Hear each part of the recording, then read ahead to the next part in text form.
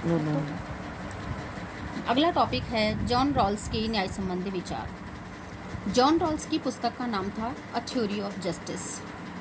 John Rawls जो है वो परंपरागत विचारक नहीं है। न्याय के संदर्भ में जॉन रॉल्स ने भी आधुनिक परिप्रेक्ष्य में ही न्याय का विश्लेषण किया है तथा परंपरागत न्याय का खंडन किया है। उन्होंने उपयोगितावादियों के अधिकतम व्यक्तियों के अधिकतम सुख, जो मैंने तुम्हें बताया था, ये जेरेमी बेंथम का प्रतिपादित किया हुआ था, उनको उन्होंने त्रुटिपूर्ण बताया क्योंकि यह बहुमत की अल्पमत पर तानाशाही को स्थापित करता है। रॉल्स न्याय को दो मौलिक सिद्धांतों पर आधारित मानता है। कहने का मतलब है कि रॉल्स ने अपने न्याय को दो सिद्धांतों पर आधारित बताया है, दो सिद्धांतों को मौलिक करके उन्होंने बताया है। पहला है अधिकतम स्वतंत्रता स्वयं स्वतंत्रता की सुरक्षा के लिए आवश्यक है, यानी अगर हमें व्यक्ति को स्वतंत्र रखना है तो उसे अधिकतम स्वतंत्रता प्रदान करनी आवश्यक है। उसके अनुसार प्रत्येक व्यक्ति को व्यापक यानी अधिकाधिक स्वतंत्रता प्राप्त होनी चाहिए।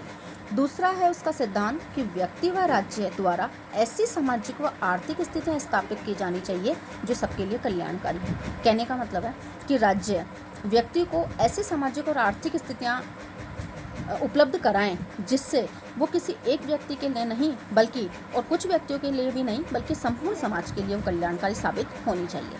सबके विकास व प्रगति के लिए उसने एक सिद्धांत का प्रतिपादन किया जिसे हम अज्ञानता के पर्दे के नाम से जानते हैं। इसका अर्थ यह है कि समाज में रहने वाले सभी व्यक्ति स्वयं को एक ही धरातल पर समझें, यानी सबका स्तर एक जैसा हो, कोई ऊंचा नीचा